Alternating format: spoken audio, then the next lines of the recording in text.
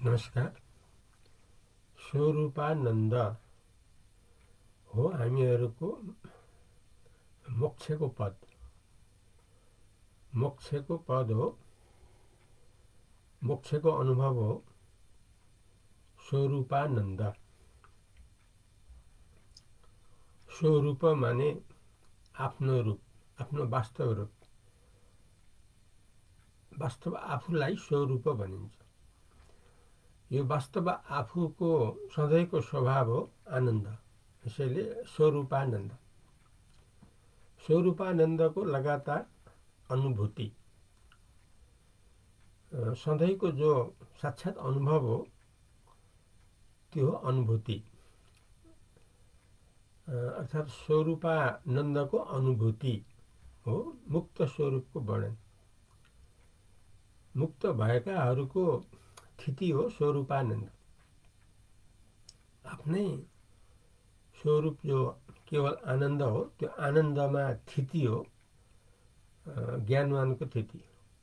ब्राह्मी स्थिति पनि भनिन्छ। ब्रह्मरूपले स्थिति, ब्रह्मरूपले स्थिति हो ज्ञानीको स्थिति। हामी सधैँ अज्ञानी भएर बस्ने होइन, हामी ज्ञानी भएर रहनुपर्छ। हाम्रो काम पहिला सिद्ध्याउनु पर्यो, त्यो हो ज्ञानी भएर रहने। ज्ञानी भनेको धेरै कुरा जान्ने यस्तो होइन। यहाँ मुक्तिको जो ज्ञानी हो, मुक्तिको सन्दर्भमा जो ज्ञानवान ज्ञानी, ब्रह्मको स्थिति, मुक्त स्थिति, मोक्ष स्थिति जो भनिन्छ, यो ज्ञानवानको स्थिति हो आफ्नो वास्तव स्वरूपको आनन्दमा रहिराख्ने। किनभने सारा कुरा जान्नेवाला जान्ने भएर बस्ने कतिकाल, 1-200 वर्ष, अनि त्यसपछि त्यो जान्नेपन कता गयो। त्यसैले असली जो ज्ञान हो, जो मुक्त स्वरूप हो, मुक्तिको स्वरूप हो, त्यो हो केवल आनन्द, जसलाई स्वरूपानन्द भनिन्छ। स्वरूपानन्दको अनुभव हामीहरूको सधैँ भइराखोस्, यस्तो हो हाम्रो पूर्ण सफलता। अब यति बेला हामीले स्वरूपानन्दबाट रहिरहन सक्यौँ भने हामी भविष्यमा पनि रहिरहन सक्छौँ। त्यसैले मुक्तिको कार्य गर्नुपर्छ वर्तमानमा, भविष्यलाई साँच्ने होइन। पछि गरौँला, बुढेसकाल आउला गरौँला, अहिले व्यस्त छु, पछि मौका मिलाएर, समय मिलाएर त्यतापट्टि लाग्ने हो। लाग्न त पक्कै लाग्ने नै हो, तर अलि पछि, अलि समय आएको छैन, अलि मिलाउँदैछु, यस्तो कुराले हुँदैन। यस्तो कुरा हो पन्छ्याउने कुरा, वर्तमानबाट भाग्ने कुरा। यति बेला भाग्ने कुरा गऱ्यौँ भने भविष्यमा पनि त्यस्तै भाग्ने कुरा नै आउँछ। त्यसैले जो गर्नुपर्ने छ त्यो अहिले गर्नुपर्छ। अहिले वर्तमानमा गरेपछि पाएको हुन्छ। जो गर्नै पर्छ, किन भविष्यमा पछि भन्ने शरीरको के ठेगाना छ र कसको ठेगाना छ। वर्तमान त सबैको ठेगाना छ नि त, वर्तमान सबैको ग्यारेन्टी हो। यस्तो ग्यारेन्टी समयमा हामीले आफ्नो काम सिद्ध्याइहाल्नुपर्छ। त्यो काम हो स्वरूपानन्दले हामी रहिराख्ने। किनभने यो हाम्रो यथार्थ स्वरूप हो। अब यसको लागि हामीले आधार त लिनै पर्ने हुन्छ। आधार केलाई लिने भन्दाखेरि परमात्मालाई लिने। परमात्मा हो ब्रह्म, ब्रह्मलाई लिने। अब हामी जो ब्रह्म भन्छौँ, परमात्मा भन्छौँ, अझ सजिलो तरिका के छ, अझ सजिलो आधार के छ हामी परमात्मा रूपले रहिरहने अथवा ब्रह्म रूपले रहिरहने अथवा स्वरूपानन्दमा रहिराख्ने भन्ने कुरालाई संसारको सर्वोच्च ज्ञान शास्त्रले हामीलाई सुषुप्ति देखाएको छ। ज्ञानवानले जो ज्ञान प्राप्त भइसक्यो, जो ज्ञानी हो, जो ज्ञानमा स्थिति भइसक्यो, उहाँहरूले हामी सबैको उद्धारको लागि सुषुप्तिलाई देखाउनुहुन्छ। सुषुप्ति हो ब्रह्मको, यसरी सिधै बताइदिनुहुन्छ। सुषुप्ति हो ब्रह्म। यो ज्ञान स्तरको वर्णन हो, यो अज्ञान स्तरको होइन। अज्ञान स्तरमा सुषुप्तिको व्याख्या विभिन्न प्रकारले हुन्छ, तर ज्ञानमा सुषुप्तिको जो अर्थ छ त्यो विभिन्न सामान्य प्रकारको भन्दा यो विशेष प्रकारको छ। त्यसैले यो सुषुप्तिको विशेष प्रकारको परिभाषालाई हामीले बुझ्न सक्यौँ भने हामी यति बेला नै वर्तमानमै हाम्रो स्थिति ज्ञानमै हुन्छ, निश्चित रूपमा मुक्त रूपले हुन्छ, मोक्ष रूपले हुन्छ। त्यो के भन्दाखेरि सुषुप्ति हो ब्रह्मको। ब्रह्मको भनेको ज्ञानको, मुक्तको, मोक्षको। जो सुषुप्तिकालीन जो अवस्था हो, किनभने सामान्यतया तीनटा अवस्था छ हामी सबैको, संसारमा हामी सबैको। त्यसमा सुषुप्तिकालीन अवस्था पनि एउटा हो। सुषुप्तिकालीन, सुषुप्ति भन्छ। यो सुषुप्ति हो ब्रह्मको।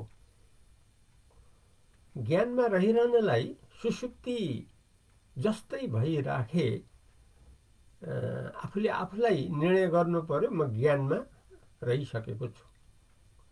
किनभने ज्ञानी आफू हो होइन भन्ने कुरा निर्णायक आफै हो, अरूबाट होइन। अरू त अब जस्तो जस्तो बुद्धि छ त्यस्तै त्यस्तै दृष्टि, सोचाइ, अर्थ लागेको हुन्छ। तर मुक्तिको जो स्थिति हो त्यो आफ्नै निर्णय हो, आफ्नै अनुभव हो। किनभने आफूसँग 5 रुपियाँ छ कि 10 रुपियाँ छ कि अथवा त्यो पनि छैन कि त्यो त आफैलाई थाहा हुन्छ नि, अरूलाई त थाहा हुँदैन। आफ्नो पकेटमा कति छ त्यो आफैलाई थाहा हुन्छ। अरूले त अन्दाज गर्लान्, छुटेट बुटेट भए हजारौँ होला भन्लान्, अलिक गरिब जस्तो भए अब 5 रुपियाँ होला कि नहोला पनि भन्लान्। त्यो अरूको दृष्टिकोण हो। तर आफ्नो दृष्टिकोण के भने आफूसँग पैसा छ कि छैन, भए कति छ, 10, 20, 100, 1000, 500 कति छ त्यो आफूलाई थाहा हुन्छ। त्यसैले ज्ञान पनि त्यही हो। त्यो आफ्नो के अनुभव छ त्यो अनुभव आफैलाई थाहा हुन्छ। त्यसैले ज्ञानी आफू हो अथवा होइन त्यो आफ्नो निर्णयबाट छुट्याउन सक्छौँ हामी। त्यसको लागि कसी, जस्तो सुन छुट्याउनलाई कसी चाहिन्छ, सुन हो कि होइन भनेर पत्ता लगाउनलाई, त्यस्तै सुषुप्ति ब्रह्मको भएको हुनाले सुषुप्तिको जो अवस्था छ त्यो आफ्नो अवस्था छ कि छैन, यसरी हामीले हेर्नु पर्यो। सुषुप्तिकालीन अनुभव, त्यो जाग्रत अवस्था, स्वप्न अवस्था, सुषुप्ति अवस्था भन्ने जो सबैको त्यो तीनटा अवस्था छ। अहिलेको प्रसङ्ग जाग्रतको होइन, स्वप्नको पनि होइन, अहिले त केवल सुषुप्तिको हो। त्यो पनि ज्ञानको स्थितिमा वर्णन। किनभने ज्ञानमा जाग्रत स्वप्न भन्ने कुरा आउँदैन, त्यो अज्ञान कालमा मात्रै आउँछ, अविद्याभित्र आउँछ, त्यो मायाभित्र आउँछ। तर अहिले ज्ञानको कुरा चलिराखेको छ, मुक्ति मोक्षको कुरा चलिराखेको छ। त्यसकारण अहिले जाग्रत स्वप्न आदिको कुरा आएको छैन, आउँदैन। किनभने त्यो ज्ञानमा जाग्रत स्वप्न भन्ने हुँदैन। ज्ञानमा केवल ज्ञान मात्रै छ। ज्ञान भनेको स्वरूपानन्द मात्रै छ, आनन्दै आनन्द, केवल आनन्द। आनन्ददेखि अर्को कुनै कहिले केही पनि वास्तवमा छैन। यो हो ज्ञान भइसकेको स्थितिको अनुभव। त्यो अनुभव हामीले जाँच्न सक्छौँ सुषुप्तिबाट। किनकि सुषुप्ति भनेको जो अनुभव हो त्यो ब्रह्मको अनुभव हो। ब्रह्मको भनेको मुक्तको अनुभव हो, ज्ञानको अनुभव हो। किनकि त्यहाँ केवल आनन्द छ, अर्को त्यहाँ केही पनि छैन। किनभने जहाँ हामीले सुषुप्ति जब सम्झन्छौँ, सम्झेको बेलामा त आनन्द मात्र अनुभव हुन्छ। त्यहाँ आनन्द मात्र के हुन्छ भने सुषुप्ति अवस्था, यद्यपि हामीले अवस्था बताउनलाई भनिएको हुन्छौँ, तर पनि त्यहाँ आनन्दको अनुभवको बेला त सुषुप्तिकालीन भन्ने कुरा पनि छैन त्यहाँ। किनभने आनन्द मात्र छ, त्यो आनन्द मात्रै हो, ब्रह्म। ब्रह्म हो स्वरूपानन्द। त्यसैले सुषुप्ति हो ब्रह्मको, केवल ब्रह्मको। यदि सुसुप्ति अनुसार आफू रहेको हो भने आफू पक्कै ज्ञानी हो। भले अरूले जेसुकै भन्नु, आफ्नो दृष्टिकोणमा आफू ज्ञानी हो। यसलाई यमराजले पनि काट्न सक्नुहुन्न। किनभने शरीर मर्ने बेलामा त यमराजको अगाडि हामी उपस्थिति हुनुपर्छ नि। कता जाने, मुक्तमा रहने कि अब कुकुर बिरालोतिर जाने कि अथवा फेरि मान्छेमै जन्मने कि अथवा देवता समूहमा स्वर्ग आनन्दमा जाने कि अथवा घोर नरकमा जाने कि, त्यो त शरीर छुट्ने बेलामा त यमराजले निर्णय दिने हो। त्यसैले यमराजको अगाडि त हामी उभिनै पर्छ। उहाँको दृष्टिकोणमा हामी ज्ञानी सिद्ध गऱ्यौँ भने हाम्रो सधैँ मुक्ति स्थिति हुन्छ।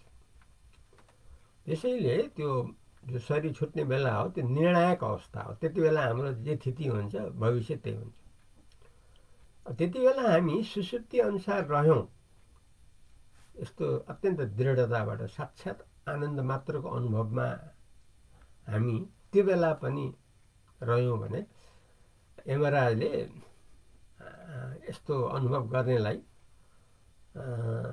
यहाँ भलादमी हुनुहुँदो रहेछ, उहाँ त मुक्त होछ, ज्ञानवान होछ, उहाँको फेरि जन्म छैन। किनभने आनन्द बाहेक उहाँको स्थिति देखिएन, आनन्द मात्रै हो ब्रह्मको अनुभव। यसरी हामी उत्तीर्ण हुन्छौँ यमराजबाट पनि। किन यमराज ज्ञानी हो। यमराजले जस्तो छ त्यस्तै निर्णय गर्न सक्ने क्षमता छ।